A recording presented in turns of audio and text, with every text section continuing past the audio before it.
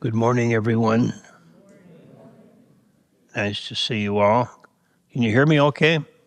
Up there in the heavenly abode as it is?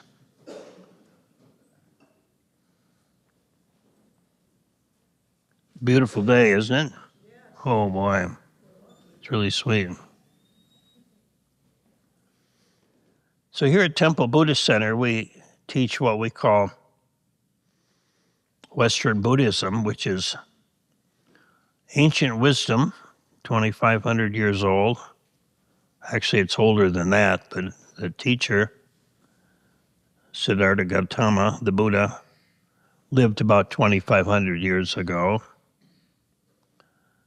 So this ancient wisdom now, which is timeless, still needs to be adapted to living in a 21st century world, which is very, very different, not only in appearance, but in our belief system and the way we live and our assumptions and everything else. So one of the central teachings in Buddhism is anatta, which means no self, no soul, no essential being. And this anatta is a key concept, a key belief, a key experience in the Buddhist tradition. And yet in the West here, it's virtually anathema to everything we believe because our whole conditioning, our whole country, our whole culture says that you are an individual and that you are important and that the government exists for you and that you make your own life, et cetera, et cetera. And that you, through decisions and actions, create who and what you are. This is a very different worldview than what existed in ancient India some 2,000 years ago. So how do we bring these two together without throwing out the baby with the bathwater, as it were, and at the same time without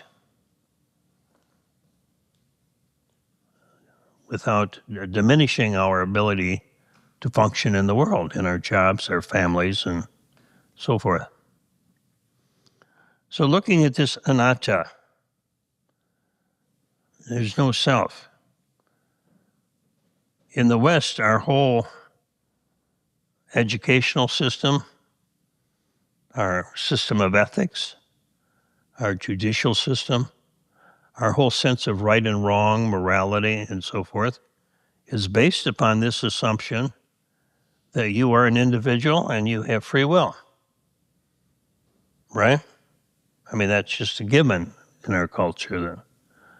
If you go to court and you say, the devil made me do it, or it was my karma, or there's no self, so I'm not responsible, that's probably not going to get you off, you say. In our culture, there is a self and there is somebody responsible for their actions. And again, how do we take these two seemingly wide apart concepts and bring them together in a way that's real and practical? So that's what I want to talk about today. So if there's no self, then who makes the decisions? And of course, I think that was answered a few years ago by one of our former presidents who thought himself to be the decider. And we all assume it's a word he invented, I think, by the way. I think we all believe that we're the decider, that we make decisions. Whoever I am, I make the decision, at least that governs my life. So what do we do with this? So let's look at what the Buddha would say. It's always a good place to start. WWBS, is it, or whatever what would the Buddha say?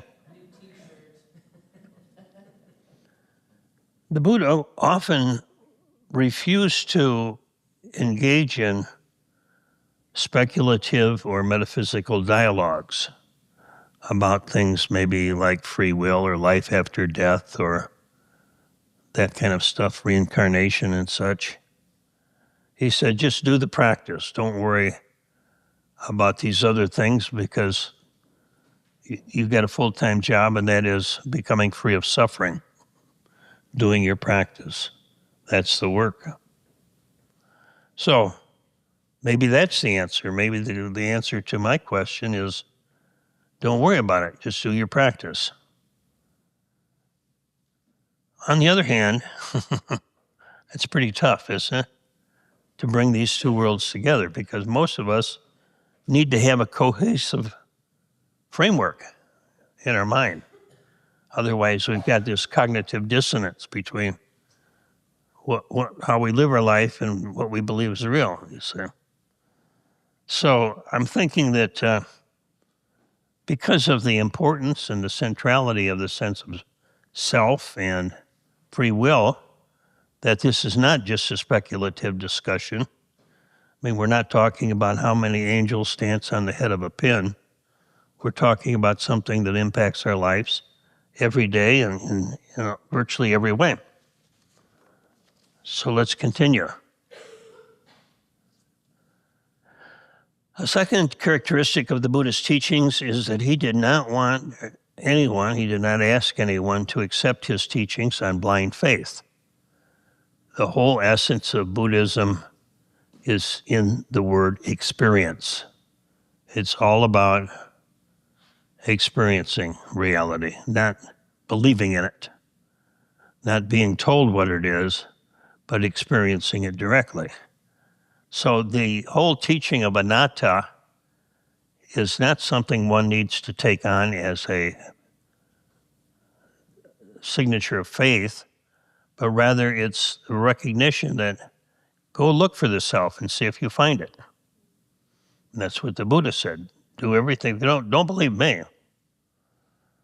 Don't believe anybody other than yourself. So if you want to know what's true, you're the one. You're the decider of what's true or what's not true for you. But don't stop in any one conclusion because our awareness is always changing and there's always more to learn. So when we look for a self, I invite you to do that right now, if you'd like. Look for yourself. Well, I'm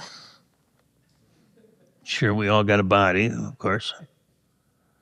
But that's really not what we primarily identify with, is it? So what is this thing we call the self? Well, when I look inward, I hear thoughts going on, conversation. I feel sensations in the body. I hear sounds.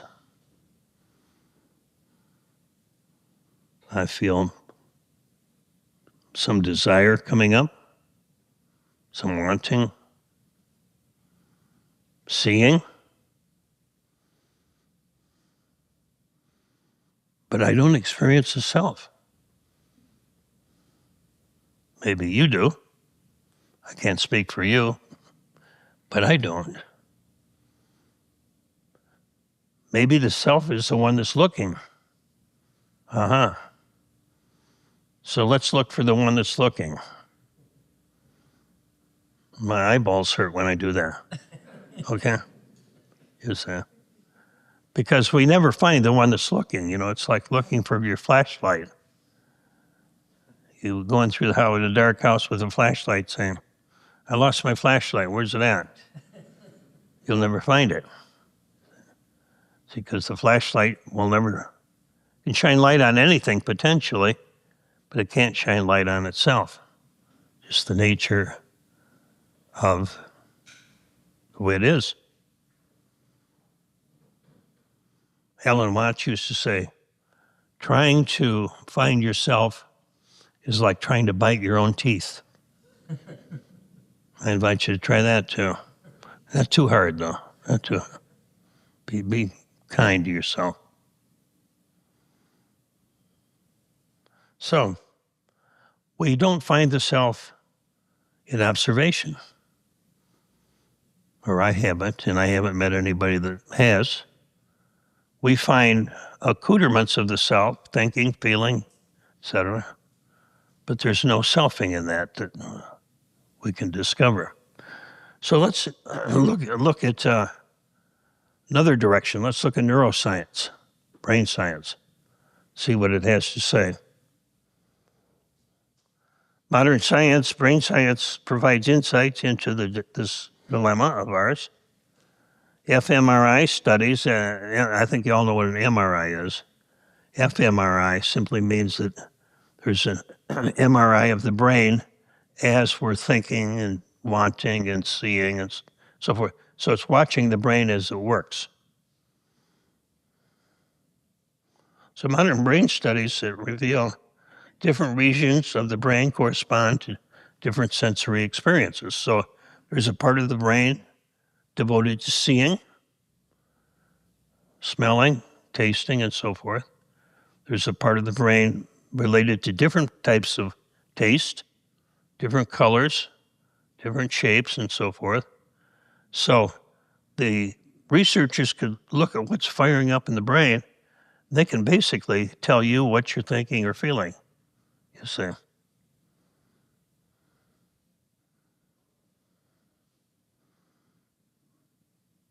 But there's no place in the brain where they found the self. Still missing. So the researchers believe that our sense of self arises out of the interplay of all of these thinking, feeling, seeing, hearing. It's almost sort of like an echo chamber or an echo. You know, when you yell and an echo comes back, you get the sense there's somebody responding to you. But there isn't. But it feels like there's somebody yelling back to you, I guess. So this whole thing doesn't seem to be settled by brain science yet. Maybe they'll find the self, but it hasn't happened yet. How about will? How about choice? It's a little harder to study choice, but it's interesting. The studies that they've done kind of challenge our conventional thinking around choice, choosing. Just one example, in New South Wales, Australia, the university there did some research, and they had the individual do a test where they would hear a bell, and the bell indicated that a blue light was going on or a red light was going on. The individual was supposed to visualize red or blue and then hit the button thinking, trying to decide what it was. So what they discovered, of course, which is not surprising, is that the brain would fire up the color red or blue before the person hit the button. But the length of time between when the brain fired up and when the individual became aware of choosing red, blue, was on average more than 10 seconds. So what goes on in that period of time? We decide to itch our nose. 10 seconds ago, maybe your brain decided to itch the nose. But who's in there making that choice, you say? So again, I'm not trying to come up with an answer, but just telling you how complex and how confusing it can be. So science is hinting at, it's not proving, of course, never will, but science seems to be leaning in the direction of there is no identifiable fixed self. The self is a construct. And again, when I talk about self, I'm talking about the human self, our human body, our human mind. Very interesting stuff. 10 seconds. It's a long time. So let's take another approach. Let's say, first of all, pragmatically speaking, in our world, we have to act as if there's a self and a free will, right? I would assume that's correct. If I call a agent, say I want to buy a ticket to New York City, or maybe I would call the agent, say, I want to buy a ticket. They'd say, where to? And I'd say, I don't know. I'm going to let the universe decide where I go. You tell me where to go or something like that. It doesn't work that way. We have to decide what we're going to do. Where if we get a traffic ticket, going into court saying, well, there's no self. I'm a Buddhist and there's no self. It probably isn't going to work. There may be some attorneys in here that could tell me otherwise, but I don't think so. You see? So we have this dissonance. So first of all, we have to play the game, whether we believe there's a self or not. We need to act like it, and this self has to be responsible for keeping its agreements and for living in integrity, regardless of whether it's real or not. I mean, that's very important. And that's the beauty of the teachings of the Buddha, the Eightfold Path, is it includes an ethical issue. It includes being how we are in the world. And it's not just the inner world, but it's how are we relating to other people. Very important. So we definitely have to act as if there's a self and we've made choices, even though that may be a total fiction. I don't know. So I'd like to kind of close with this perspective from the mystical point of view, from the perspective of the world's ancient wisdom literature, from the perspective of those beings that seem to be enlightened or to have an experience of reality that's beyond the ordinary. So throughout the ages and in the present time as well, if we look at the East and we look at the West, we see mystics, we see individuals that are awakened in various degrees. And it's interesting that the experience they share is very, very, very similar, no matter what the culture, no matter what the religious background is. Their belief system may be very different, but the experience is very much the same. Many years ago at the Menninger Foundation in Topeka, there was some studies done with different mystics, Sufis and shaman and Buddhist, Christian, so forth, Hindu. And so they hooked them up to the MRI, or not the MRI, but the biofeedback and other gear like that. And they had them meditate, and they found that their brain waves and their brain rhythms and their body response was almost identical. Almost identical, yet they come from very different traditions. So once again, when you get to the top of the mountain, it doesn't matter how you got there. It's all the same, it's all the same mountain. But when you go down the mountain, that's when the separation begins, you see. They go back to their lives, and the Sufi will teach Sufism, and the Hindu will teach Hinduism, and so forth, even though they're coming together at the same point. So, what do these folks have to say? Well, it's interesting that whether they're Christian, whether they're Western or Eastern, Christian, Judaic, Sufi, Islam, whatever, they're saying essentially the same thing, is that there's only one will. And that's, theistically speaking, God's will, divine will. Non-theistically, it's the will of the universe. You see, the whole idea, they say, is that free will assumes that we are separate individual beings. But if we're not separate individual beings, if we are cells of a larger body, if we are all part of something much greater than ourselves, we're not separate beings. So the whole issue of free will is not important in that regard. The only question is, am I attuned to the will of the whole? Like with our body, you don't look at your one cell in your body and say, does that cell have free will? Actually, I hope it doesn't, because that's what cancer is when cells start multiplying crazily on their own. So each cell, its work is to align itself with the health of the whole body. And so it is with us. We are most happy, we are most at peace when we are aligned with the will of the universe.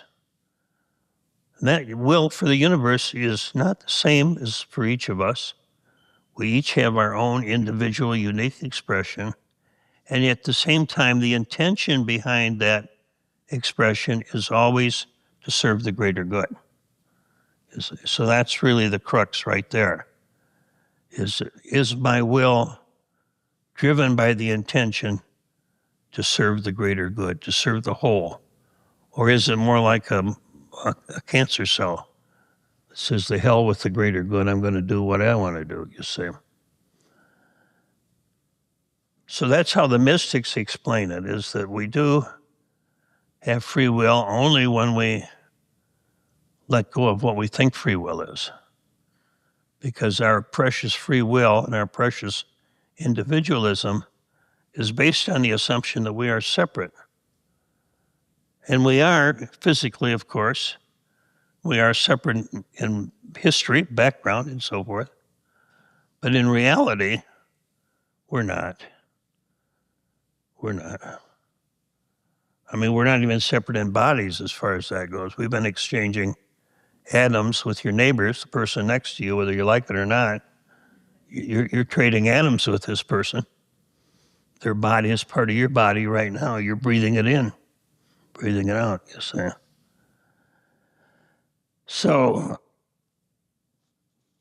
just taking a look at, in summary,